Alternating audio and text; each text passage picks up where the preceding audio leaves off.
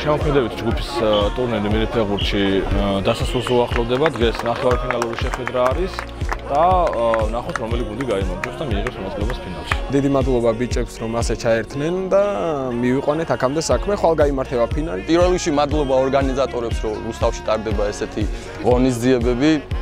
ჩვენი გუნდი გავიდა ფინალში, ასევე ჩვენი მოწინააღმდეგებიც კარგი გუნდია, კარგ თამაშს ვაჩვენებთ, იმედია და წარმატებას უსურვებთ რა თქმა უნდა, ასევე ჩვენ გუნდსაც და მოწინააღმდეგე გუნდსაც.